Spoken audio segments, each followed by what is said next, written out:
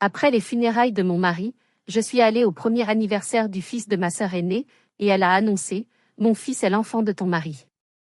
Comme héritage, je prends la moitié de ton appartement à 900 000 €. Elle a même montré son testament.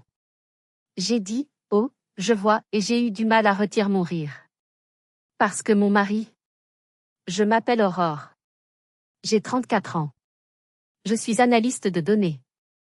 Ma vie, mon esprit, tout ce que je suis est construit sur la logique, sur des schémas, sur l'ordre prévisible des choses. 1 + 1 = 2. Si A, alors B.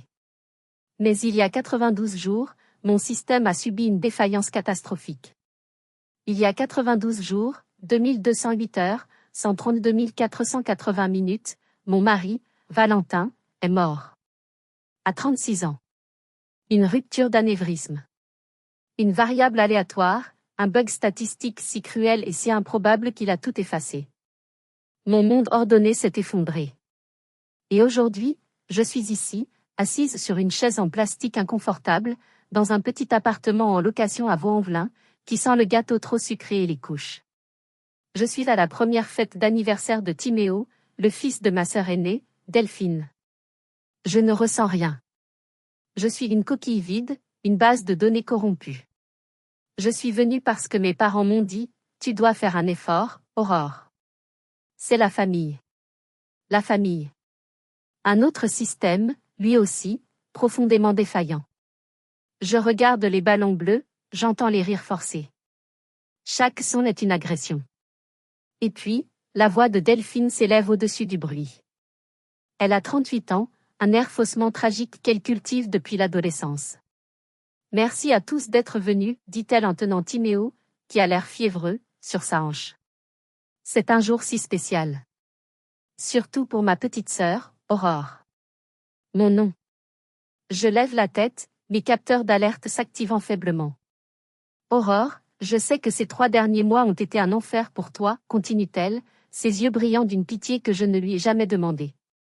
Tu as perdu Valentin, ton mari, mais aujourd'hui, je veux que tu saches qu'une partie de lui est toujours en vie. Quoi? Le mot ne franchit pas mes lèvres. Je ne comprends pas. C'est une donnée illogique. Delphine prend une profonde inspiration, savourant son moment. Timéo, annonce-t-elle à la petite assemblée de voisins et d'amis de passage. Timéo est le fils de Valentin. Le silence. Un silence total, absolu. Les rires se sont figés. Les vers se sont arrêtés à mi-chemin des lèvres. C'est une détonation. Une bombe à fragmentation de mots. Je sens tous les regards se tourner vers moi. La veuve. La pauvre Aurore. Je ne bouge pas. Mon cerveau tente de traiter l'information. Erreur système. Donnée impossible. Mais Delphine n'a pas fini. Elle me regarde, moi, sa petite sœur logique, avec un air de triomphe. Et il le savait, Aurore. Il m'aimait. Il voulait protéger son fils. Elle se baisse, fouille dans un sac à main usé et en sort un document. Une seule feuille de papier. Il a laissé un testament. Juste avant de mourir. Elle le brandit comme un trophée. Il veut que son fils soit à l'abri du besoin. Il demande que la moitié de l'appartement de la Croix-Rousse soit vendu pour Timéo. Notre appartement, d'une valeur de 900 000 €. Le choc est si violent qu'il en devient abstrait. 900 000 €. Mon appartement. L'appartement que j'ai acheté avec Valentin, chaque centime calculé, chaque mètre carré planifié. Et c'est là que ça se produit. Un son étrange, un spasme dans ma gorge. Je le sens monter. C'est un rire. Ce n'est pas un rire de joie. C'est un rire de défaillance. Le son d'un ordinateur qui plante, un écran bleu de la mort. C'est un rire hystérique, incontrôlable, qui secoue ma poitrine endolorie. Je porte ma main à ma bouche, mais il est trop tard. Les larmes me montent aux yeux, des larmes de rire. Delphine me regarde, horrifiée. Tu ris? Je tente de reprendre mon souffle. Je la regarde, elle, et son plan si pathétique, si mal exécuté. Oh, je parviens à articuler entre deux hoquets. Un testament. bien sûr. J'ai eu tant de mal à retenir ce rire. Parce que Valentin. Oh, mon Dieu. Parce que mon mari, Valentin. C'est une histoire incroyable, je sais. Une histoire de deuil, de trahison, et d'une avidité si stupide qu'elle en devient comique.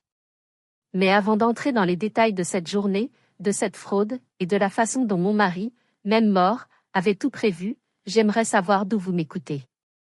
Si vous aussi, vous avez l'impression que le monde est devenu fou, que la logique a parfois quitté la pièce, dites-le moi. Laissez un commentaire pour me dire de quelle ville, de quel pays vous regardez, et quelle heure il est chez vous. Votre soutien, vos données, m'importent plus que vous ne l'imaginez. Maintenant, laissez-moi vous expliquer pourquoi, à l'instant même où Delphine a brandi ce papier, mon cerveau d'analyste n'a pas vu une tragédie. Il a vu une erreur de calcul. Valentin et moi n'étions pas un couple passionné au sens cinématographique du terme. Notre amour n'était pas un feu de paille. C'était un réacteur nucléaire. Complexe, puissant, méticuleusement contrôlé et construit pour durer. Nous nous sommes rencontrés il y a 12 ans. Pas dans un bar, pas à une fête. Nous nous sommes rencontrés lors d'un séminaire Big Data et optimisation de la chaîne logistique à Lyon. J'étais une jeune analyste, fraîchement sortie d'école, fascinée par la beauté des modèles prédictifs. Il était gestionnaire logistique pour une grande compagnie de transport, il cherchait à optimiser les itinéraires de ses porte-conteneurs. J'ai parlé pendant la session de questions-réponses, corrigeant une erreur dans le modèle de régression du présentateur. Valentin m'a trouvé à la pause café. Vous avez raison, m'a-t-il dit, sans préambule. Son air carré était trop faible pour justifier sa conclusion. Ce fut la phrase la plus romantique que j'ai jamais entendue. Nous avons parlé pendant des heures. Nous avons parlé d'algorithmes, de gestion des stocks, de la beauté d'un système parfaitement efficace. Il n'était pas seulement beau, il était ordonné. Son esprit fonctionnait comme le mien. Il ne m'écoutait pas seulement, il analysait mes données et me renvoyait une synthèse pertinente. Notre amour s'est construit sur des feuilles de calcul partagées. Notre premier rendez-vous a été d'optimiser ensemble mes finances personnelles. Notre première dispute a porté sur la meilleure façon de classer nos livres. Nous avons débattu, nous avons fusionné nos systèmes, et nous avons trouvé un modèle supérieur. Quand nous avons décidé d'acheter notre appartement, ce ne fut pas un coup de cœur. Ce fut le résultat de 6 mois d'une analyse de marché rigoureuse.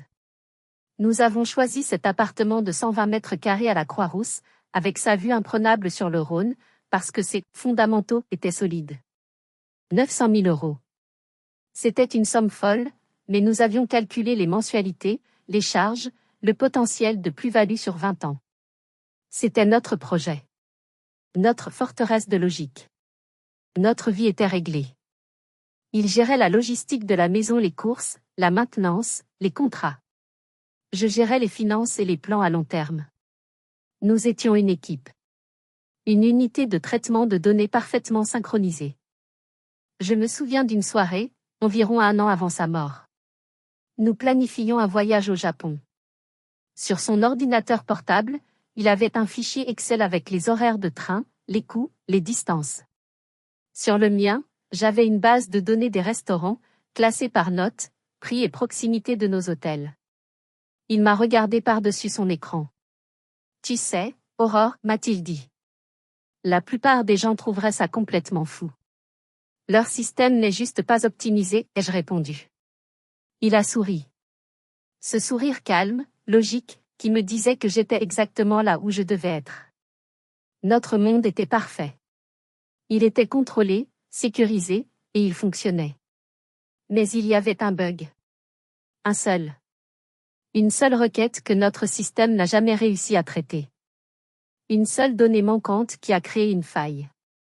Une faille que Delphine, un jour, tenterait d'exploiter. Notre système parfait, notre appartement parfaitement ordonné à la Croix-Rousse, avait un problème. Il était trop silencieux. Nous voulions un enfant. C'était la prochaine étape logique de notre plan de vie. Et pour la première fois de ma vie d'analyste, les données ne coopéraient pas. Pendant des années, nous avons essayé. D'abord, naturellement. Puis, avec l'aide de la science. Mon corps, que j'avais toujours considéré comme une machine fiable, est devenu un champ de bataille statistique. J'ai tracé mes courbes de température. J'ai calculé mes fenêtres de fertilité avec une précision de data scientist. Échec. Nous sommes entrés dans le monde froid et aseptisé de la procréation médicalement assistée. Le monde des salles d'attente, des blouses en papier, des aiguilles. 4 cycles de FIV. Savez-vous ce que cela signifie, 4 cycles? C'est 4 cycles d'espoir quantifiés. C'est des centaines d'injections. C'est vider nos comptes en banque pour acheter un faible pourcentage de chance. C'est mon corps, analysé, mesuré, stimulé, et échouant à chaque fois. Valentin, mon gestionnaire logistique, a essayé de gérer cela comme un projet. Il s'occupait des rendez-vous. Il préparait mes injections. Il lisait les études cliniques. Il optimisait mon alimentation. Il essayait de gérer mon chaos biologique. Et je le voyais souffrir. Pas seulement de ne pas avoir d'enfant, mais de son impuissance. Il y avait un problème, et il ne pouvait pas le résoudre. Il y avait une livraison en souffrance, et il ne pouvait pas la localiser. Je me souviens du dernier échec. Le 4e. L'appel de la clinique.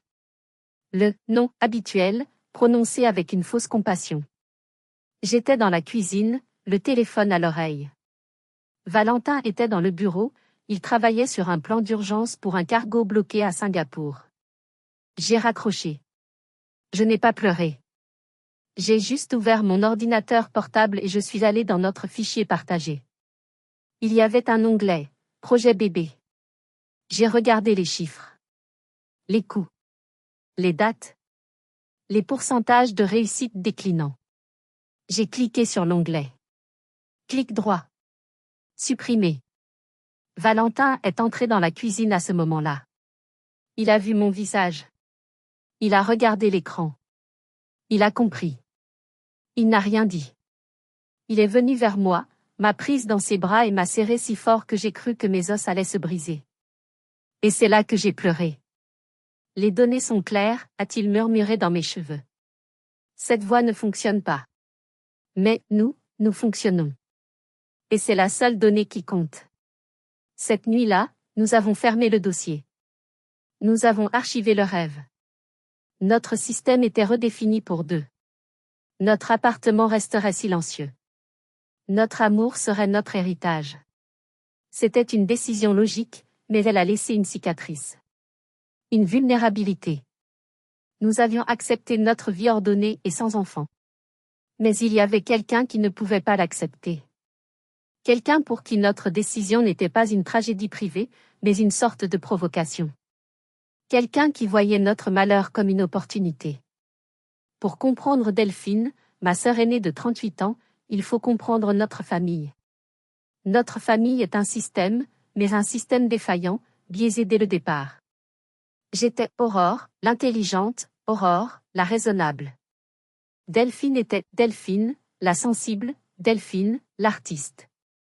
Depuis aussi longtemps que je me souvienne, l'équation était simple, Delphine créait le chaos, Aurore le gérait. Je me souviens d'un jour, j'avais peut-être 10 ans. Delphine, 14 ans, avait emprunté 500 francs dans le portefeuille de ma mère pour s'acheter une veste à la mode. Quand ma mère l'a découvert, elle a pleuré. Delphine a pleuré encore plus fort. Et que m'a dit ma mère? Aurore, tu comprends, ta sœur, elle ne réfléchit pas. Elle est comme ça. Et c'est moi qui ai dû renoncer à mon stage d'été cette année-là, parce que le budget familial était serré. Delphine a échoué à sa licence d'art plastique.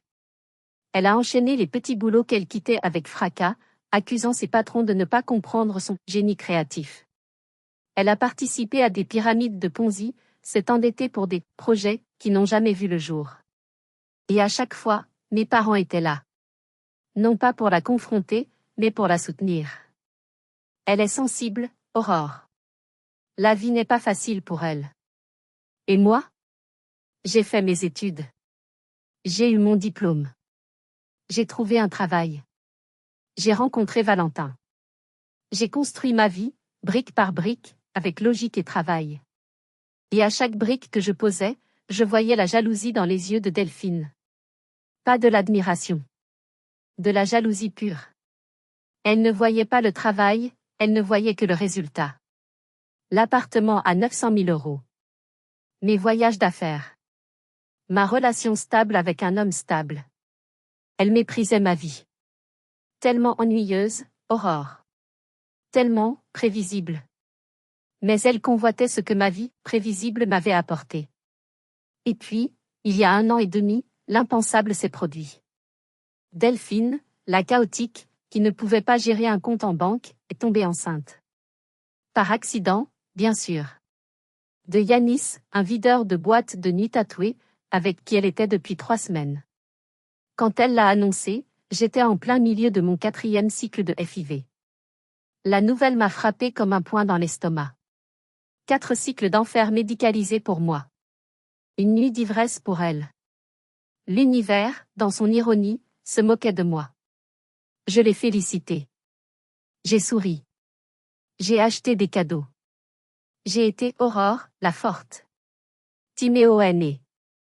Un bébé fragile, avec des problèmes de santé dès le départ. Yanis est parti 2 mois plus tard. Et Delphine s'est retrouvée seule, avec un enfant, sans travail, et avec des dettes. Et elle regardait vers moi. Elle regardait mon appartement silencieux, mon mariage stable. Elle regardait mon ordre. Et elle a décidé qu'elle y avait droit. Honnêtement, que feriez-vous à ma place?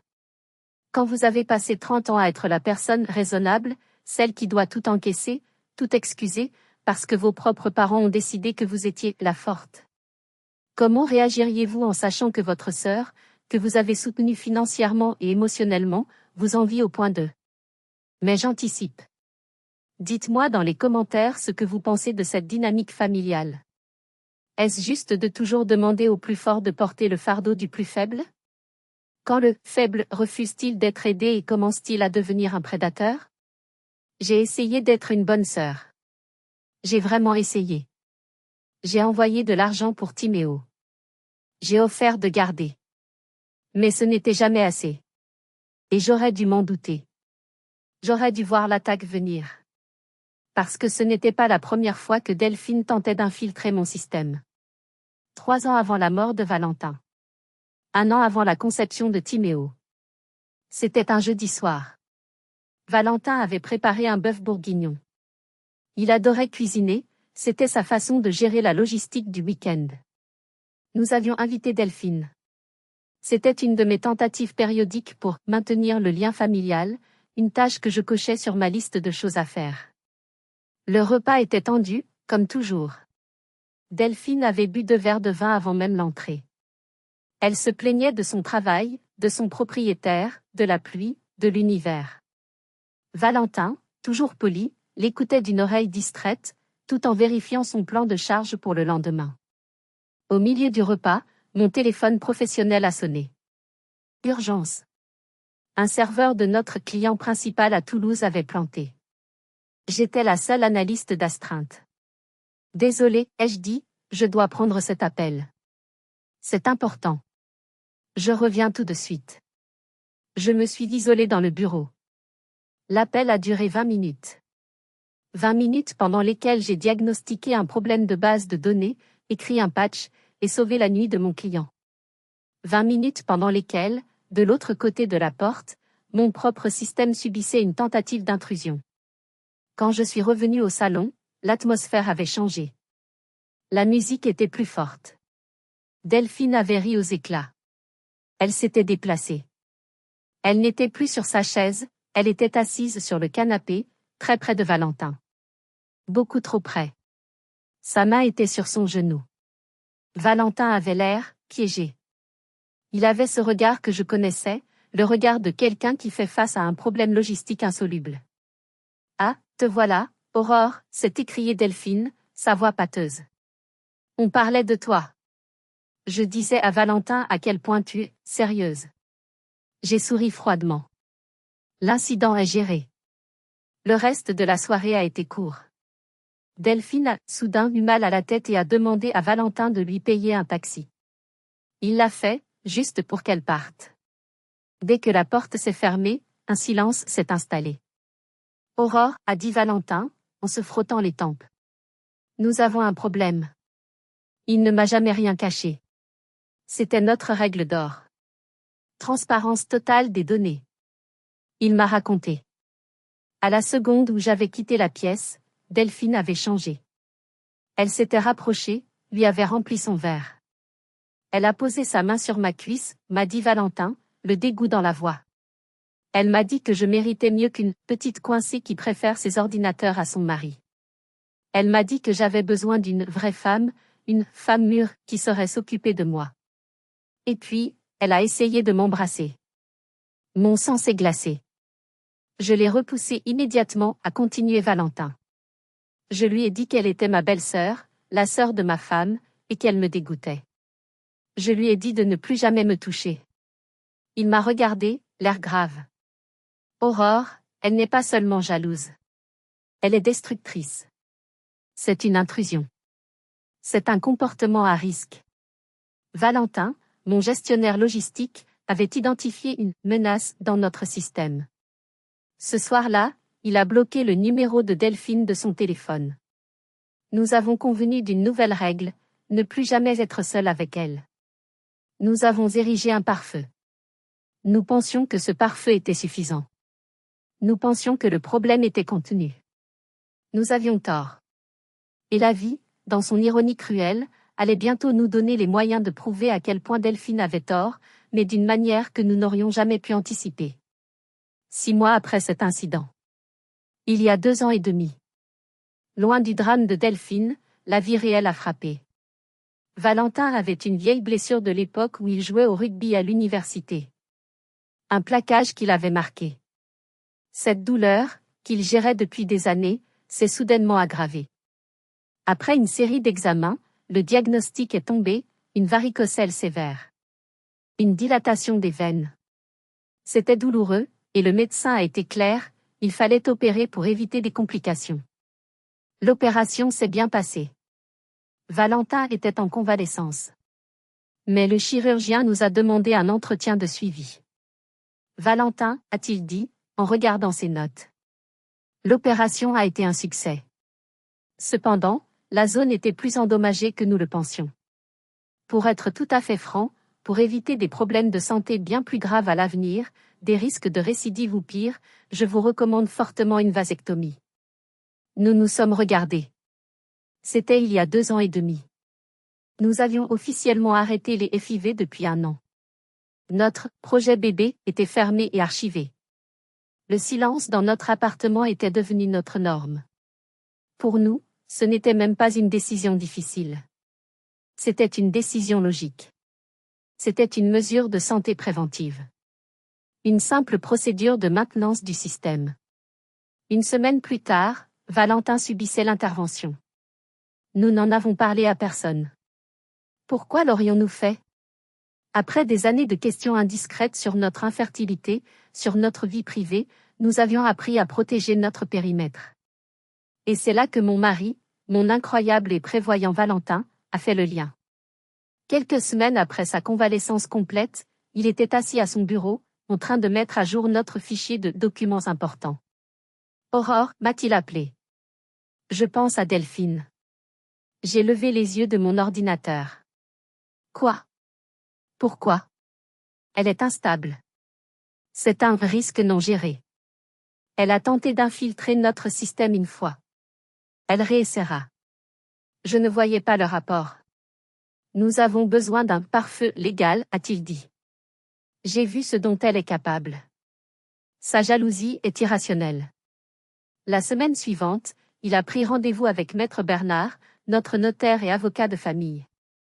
J'étais avec lui. Valentin a été clair. Il n'a pas parlé de l'incident, par respect pour moi. Il a juste dit qu'il voulait s'assurer que ses affaires étaient en ordre. Il a mis à jour son testament. Il m'a désigné comme unique bénéficiaire de tout, comme nous l'avions toujours convenu.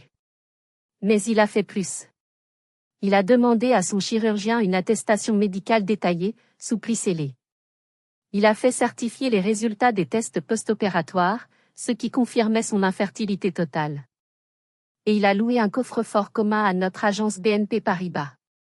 C'est notre sauvegarde système, m'a-t-il dit en rangeant les documents. Une sauvegarde hors site. Juste au cas où le risque se concrétise. Je l'ai embrassé, touché par sa prévoyance, tout en pensant, au fond de moi, qu'il était un peu paranoïaque.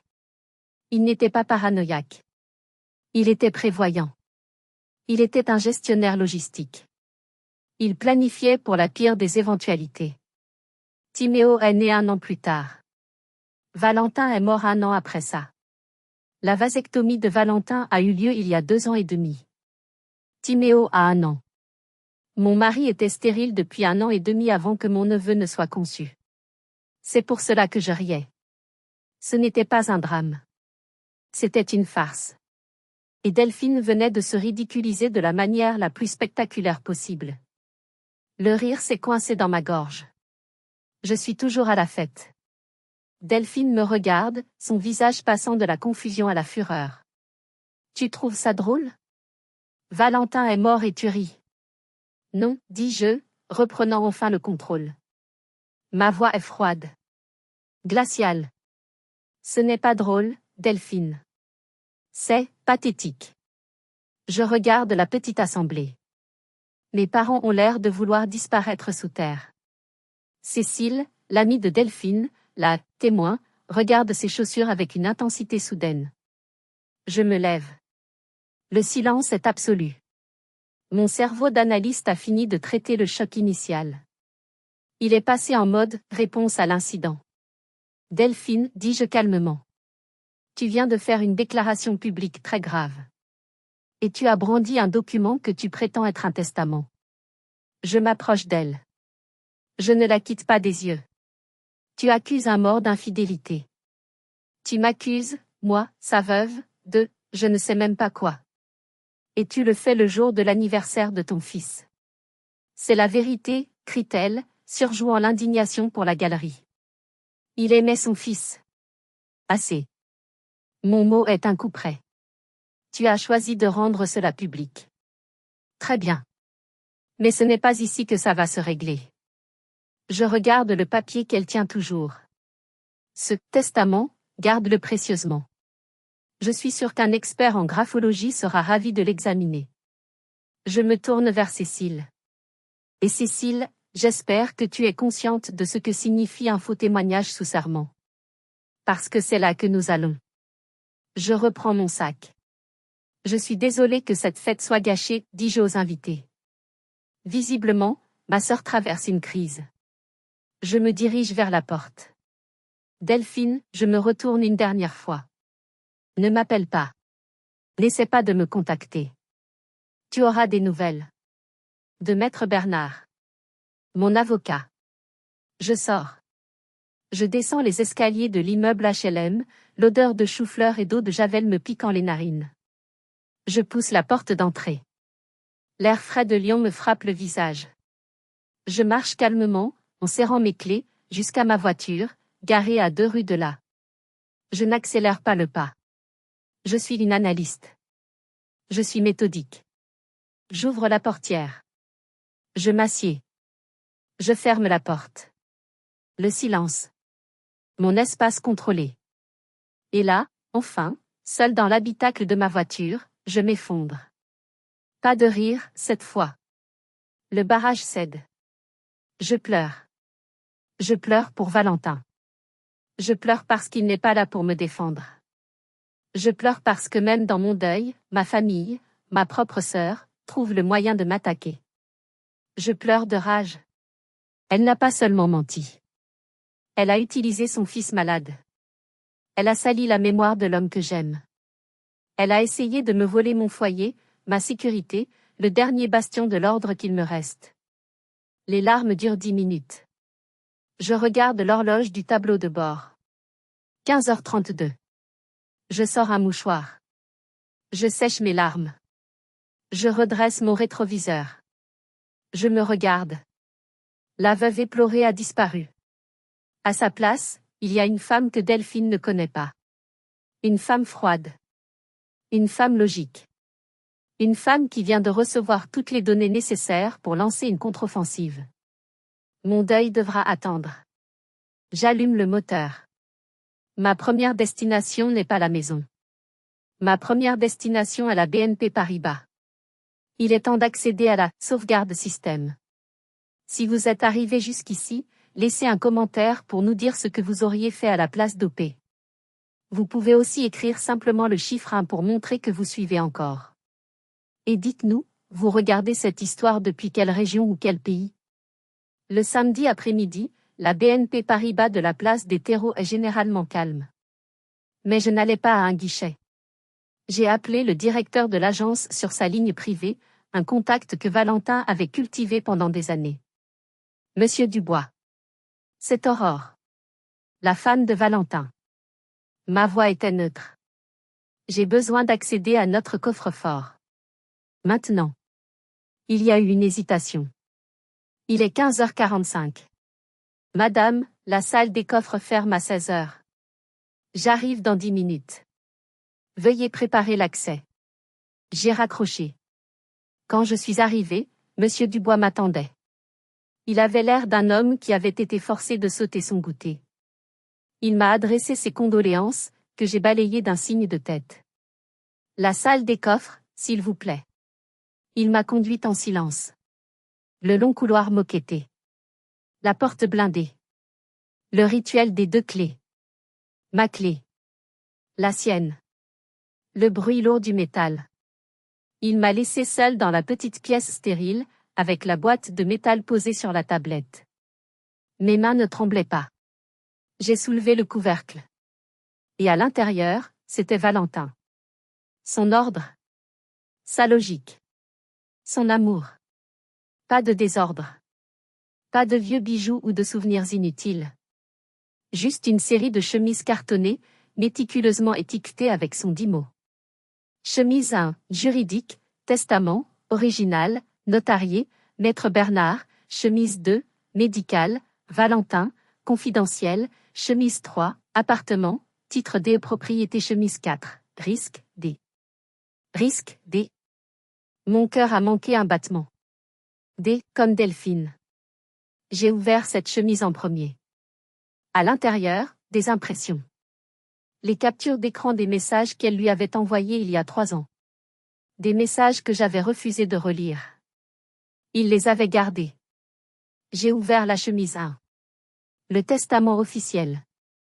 Une liasse de documents épais, reliés, avec le sceau de Maître Bernard. La date était claire.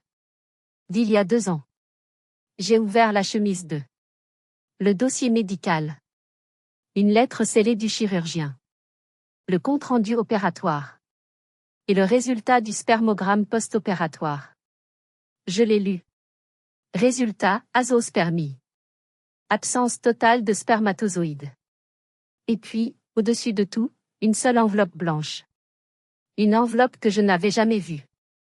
Mon nom était écrit dessus, de son écriture rapide et précise. Mon cœur s'est serré. C'était la seule chose illogique dans cette boîte. Une lettre. Je l'ai ouverte. Ma chère Aurore. Si tu lis ceci, c'est que le pire est arrivé. Je suis partie. Et si tu lis ceci, dans cette banque, un samedi, c'est que le risque s'est concrétisé. Je suis désolée de ne pas être là pour gérer cet incident avec toi. Ne sois pas triste. Enfin, si, sois triste pour moi, mais ne laisse pas la tristesse t'aveugler. Ton esprit logique est ta plus grande force. C'est pour ça que je t'aime. Tu es l'analyste de données la plus brillante que je connaisse. Je t'ai laissé toutes les données dont tu as besoin pour résoudre ce problème. Le problème, ce n'est pas le deuil. C'est Delphine. Elle est un système chaotique. Elle ne comprend que la force, et la vérité sans fioriture. Dans cette boîte, tu as la vérité. Juridique et médicale. Ce sont tes armes. Utilise-les. Protège notre système. Protège notre ordre. Ne la laisse pas gagner. Ne la laisse pas salir ce que nous avons construit. Je t'aime, au-delà de toute logique. Valentin. Les larmes ont commencé à couler. Des larmes chaudes, cette fois. Pas de rage. Pas de rire hystérique. Des larmes de gratitude. Il m'avait vue. Il m'avait comprise. Et il me protégeait encore. J'ai soigneusement replié la lettre. J'ai pris la chemise 1 et la chemise 2. J'ai remis le coffre en place. Je suis sortie de la banque. La veuve éplorée n'existait plus. La femme en colère non plus. Il ne restait que l'exécutrice testamentaire de la volonté de Valentin. Mon téléphone. J'ai composé un numéro. Maître Bernard? C'est Aurore. J'ai besoin de vous voir. Lundi, 9 heures. J'apporte les données. Le bureau de Maître Bernard est à l'opposé de mon appartement. C'est un vieux bureau de notaire sur la presqu'île, qui sent le bois ciré, le vieux papier et le café fort. C'est un lieu où la logique humaine, la loi, est reine depuis des générations. À 9 heures précises, le lundi matin, j'étais assise en face de lui. Maître Bernard est un homme de 70 ans, avec des yeux vifs qui ont tout vu. Il avait été le notaire du père de Valentin. Il m'a présenté ses condoléances avec une sincérité qui m'a touchée. Je vous remercie, maître, ai-je dit, en posant mes 2 chemises sur son bureau en acajou. Mais je ne suis pas ici pour ça. Je suis ici pour une tentative de fraude. Il a haussé un sourcil. Je lui ai raconté. L'anniversaire. L'annonce de Delphine. Le faux testament. L'appartement de 900 000 €. Pendant que je parlais, son visage est passé de la sympathie à l'incrédulité, puis à une colère froide de professionnel. Elle a fait ça? Le jour de l'anniversaire? Elle l'a fait. Il a reniflé. Un faux testament. C'est un classique des désespérés. C'est grossier. C'est une infraction pénale, bien sûr. Peu importe, ai-je dit. C'est ceci qui compte. J'ai ouvert la chemise 1 et j'ai posé le vrai testament, le sien, sur le bureau. L'original. Que vous avez rédigé. Il a hoché la tête. En effet. Indiscutable. Et ça, j'ai dit, en ouvrant la chemise 2. C'est la donnée maîtresse. Je lui ai tendu le dossier médical. La lettre du chirurgien. Les résultats du laboratoire. Maître Bernard a mis ses lunettes de lecture. Il a lu. 1 fois. 2 fois. Il a enlevé ses lunettes. Il m'a regardé longuement. Madame Aurore? Votre mari était un homme, d'une prévoyance extraordinaire.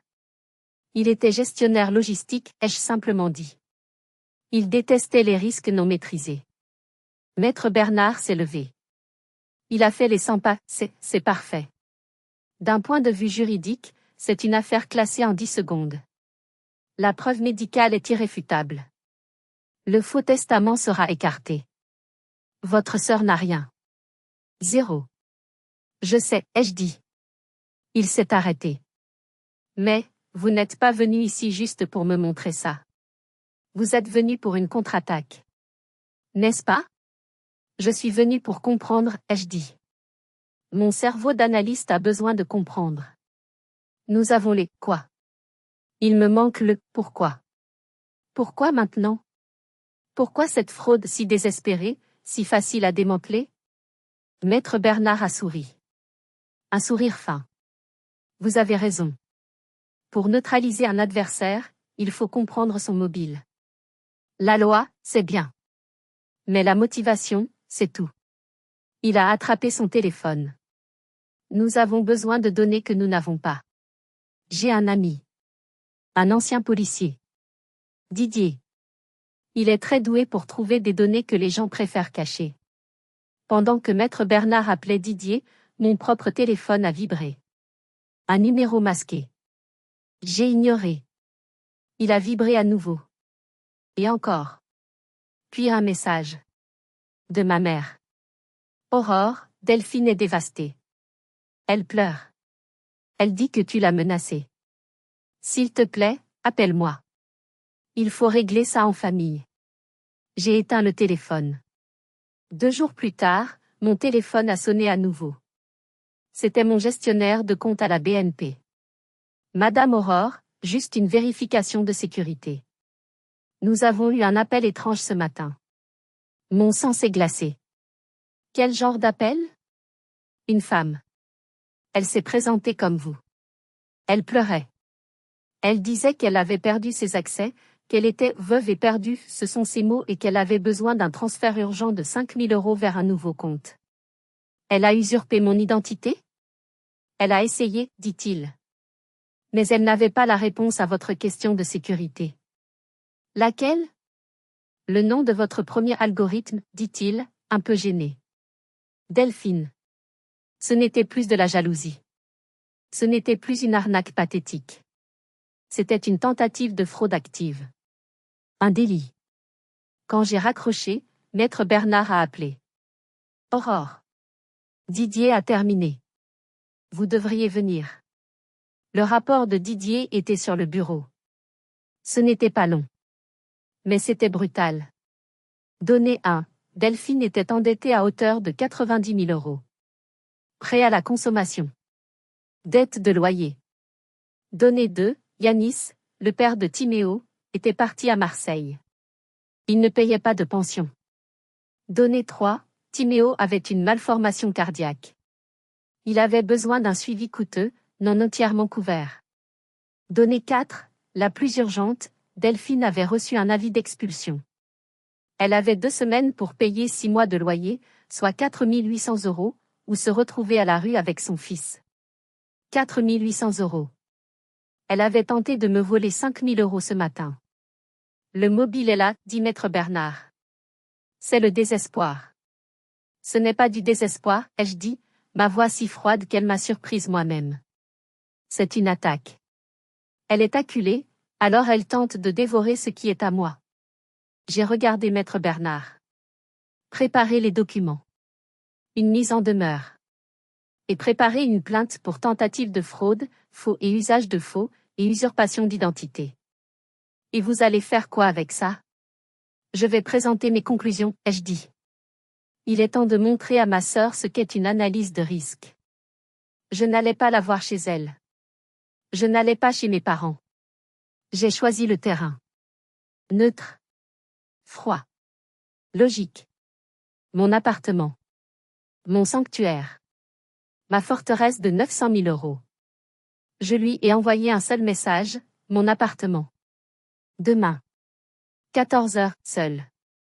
Si tu n'es pas là, la prochaine personne que tu verras sera un huissier. Elle était là à 13h50. Elle avait l'air fatiguée, mais elle portait ses plus beaux habits, une sorte d'armure pathétique. Elle est entrée dans mon salon. Elle a regardé ma vue sur le Rhône. J'ai vu l'avidité dans ses yeux. Alors, dit-elle en s'asseyant sur mon canapé design, comme si elle était chez elle. Tu as réfléchi? Tu vas être raisonnable? On peut partager. 50 à 50, c'est ce que Valentin aurait voulu. Je suis restée debout. Je l'ai regardé, pas comme une sœur, mais comme un problème à analyser. Sur ma table basse en verre, j'avais préparé des dossiers. Et mon téléphone, posé face visible. Delphine, avant de commencer, j'ai une question, ai-je dit. Tu as dit que tu avais vu Valentin. Tu as dit que tu avais eu une liaison. Oui, dit-elle, un peu trop vite. Où?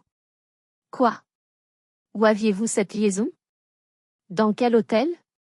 Elle a paniqué. Au Radisson. À la Pardieu. Oui. C'était là. Intéressant. J'ai pris une télécommande et j'ai allumé le grand écran mural que Valentin et moi utilisions pour nos présentations. J'ai cliqué. Donnée 1, l'hôtel. C'est étrange, car selon les relevés de carte de crédit de Valentin, il n'a jamais mis les pieds au Radisson. En revanche, il était bien à Bruxelles pour une conférence sur la logistique les jours où tu prétends qu'il était avec toi. J'ai ici ses réservations d'avion et ses notes de frais. Le visage de Delphine a commencé à se décomposer. Donnée 2, le testament, point. J'ai posé son faux document sur la table. À côté, j'ai posé la chemise 1, le vrai testament, relié, officiel. Voici le vrai testament de Valentin. Rédigé par Maître Bernard. Notarié. Daté d'après ta prétendue liaison. Il me laisse tout. Ce qui est logique, vu que j'étais sa femme. Il a dû le changer. Il m'a menti. Donnée 3, tes finances. J'ai posé le rapport de Didier sur la table, 90 000 € de dette. Un avis d'expulsion. 4 800 € dus avant la fin du mois. Elle est devenue livide. Tu m'as espionné? J'ai collecté des données. Tu as lancé une attaque, j'ai analysé la menace. Tu n'es pas une amante éplorée, Delphine. Tu es une femme endettée et désespérée. J'ai continué. Donnée 4, la banque. J'ai pris mon téléphone. Ceci est un enregistrement de mon gestionnaire de compte à la BNP, qui confirme ta tentative d'usurpation d'identité de mardi dernier. Une tentative de voler 5 000 €.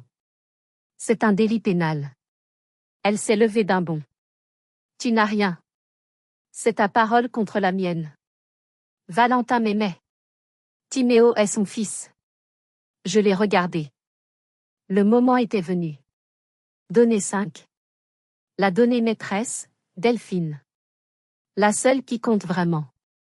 J'ai pris la chemise 2. Je l'ai ouverte lentement. J'ai sorti la lettre du chirurgien. J'ai sorti les résultats du laboratoire. Ceci, Delphine, est le dossier chirurgical de Valentin. Daté d'il y a 2 ans et demi. 18 mois avant la conception de Timéo. Je lui ai tendu le résultat du test. Lis-le.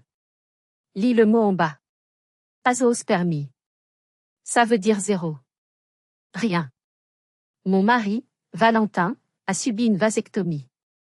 Je l'ai regardé droit dans les yeux. Ma voix était un murmure, mais elle résonnait dans le silence de l'appartement. Il était médicalement, physiquement et statistiquement impossible pour lui d'être le père de ton enfant. Le silence. Elle a regardé le papier. Elle a regardé les autres dossiers.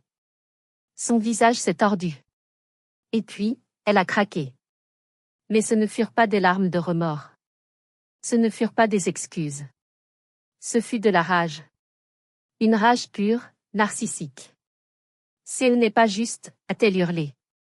Toi. Avec ton appartement. Ton argent. Ton travail. Ton mari parfait. Tu as toujours tout eu. Toujours. Tu m'as toujours tout pris. J'avais droit à une part. J'y avais droit. Elle a attrapé un de mes vases sur une étagère, un vase que Valentin m'avait offert. J'y avais droit. Elle l'a jeté par terre. La poterie s'est brisée en 1000 morceaux. Je n'ai pas bougé. Je l'ai regardé. Non, Delphine, ai-je dit, ma voix glaciale. Tu n'as jamais tout eu. Tu n'as jamais rien eu. Tu as eu ce que tu as choisi. Et j'ai eu ce que j'ai construit. J'ai repris mon téléphone. J'ai appuyé sur un numéro. Maître Bernard? Elle est là. Elle vient de détruire des biens. Je crois qu'il est temps. Elle s'est figée. Non, ai-je dit en raccrochant. Tu ne vas nulle part. Il y a une dernière étape. Il est temps de réinitialiser le système familial. J'appelle nos parents. Nous avons un dîner ce soir.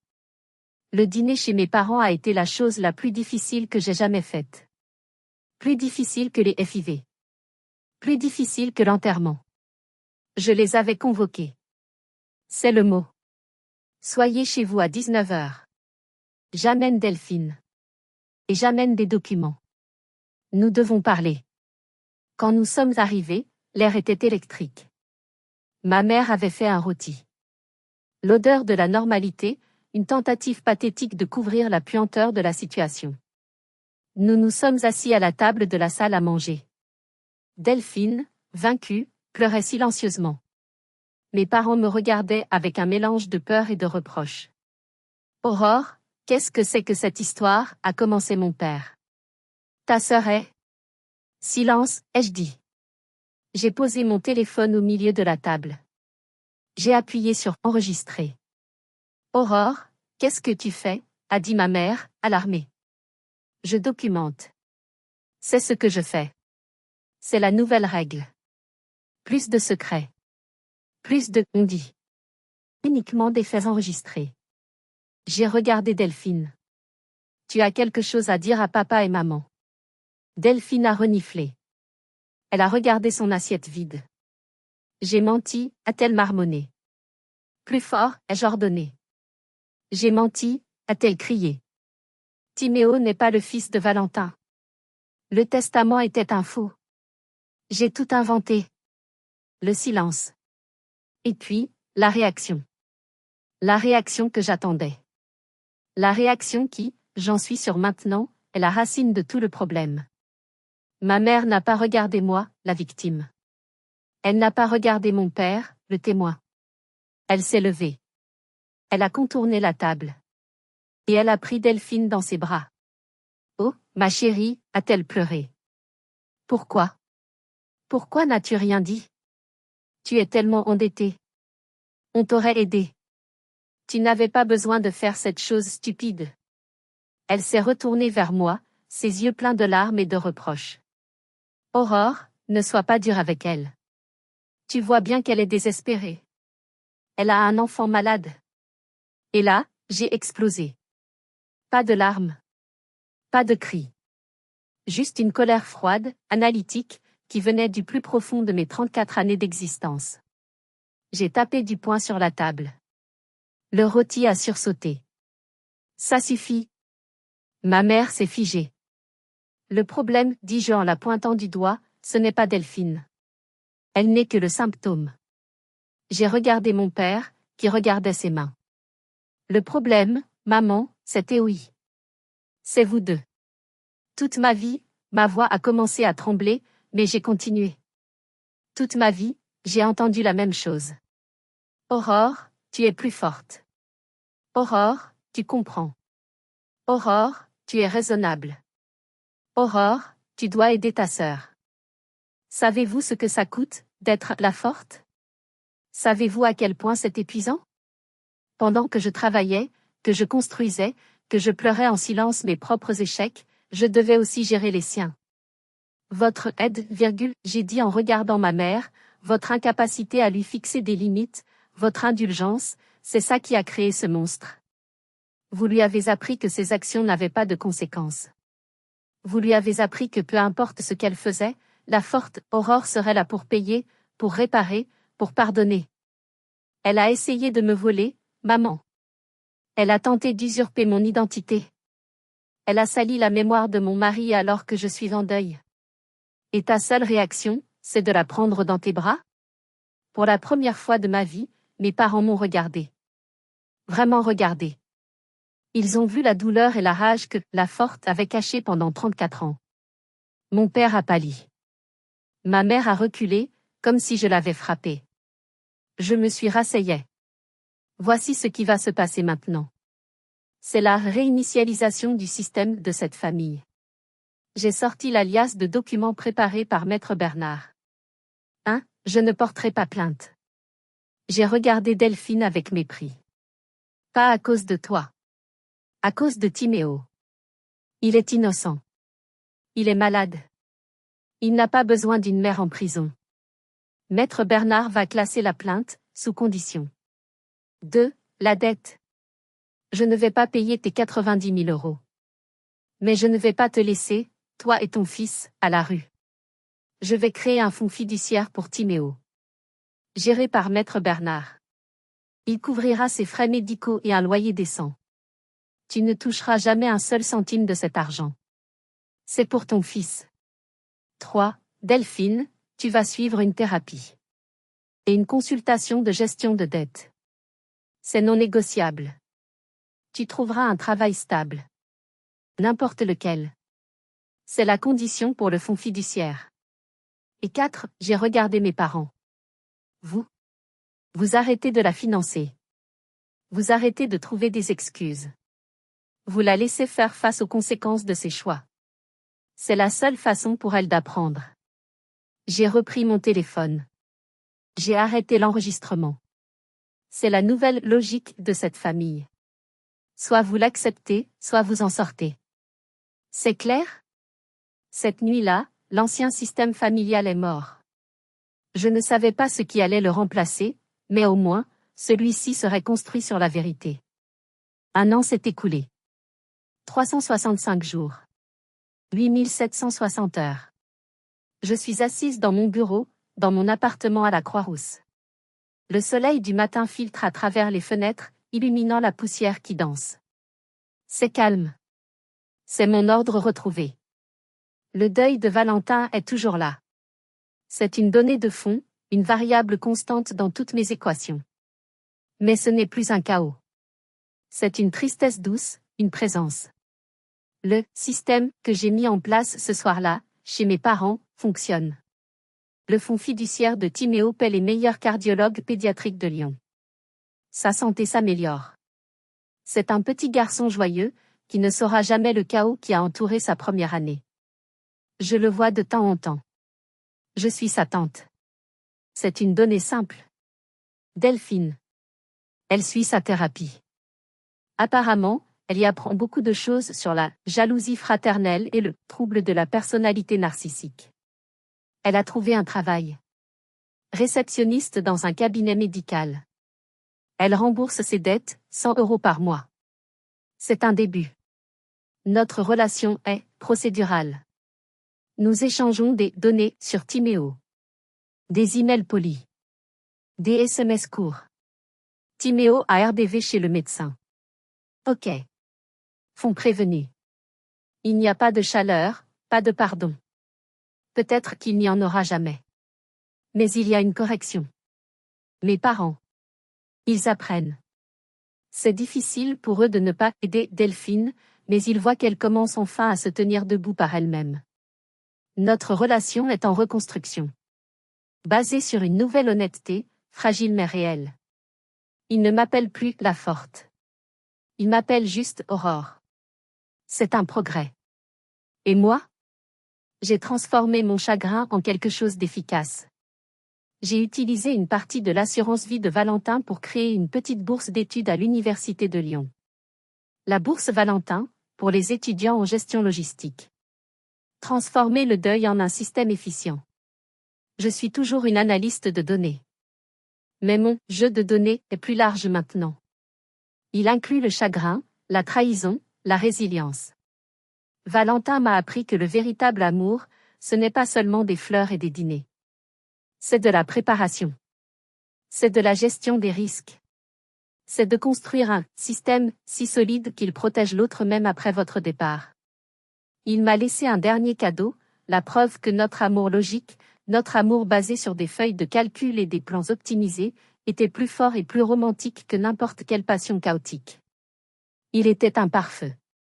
La plus grande leçon que j'ai apprise est la suivante: vous ne pouvez pas contrôler le chaos que les autres tentent d'injecter dans votre vie. Vous ne pouvez pas contrôler les variables aléatoires, comme une rupture d'anévrisme, ou la jalousie d'un membre de votre famille.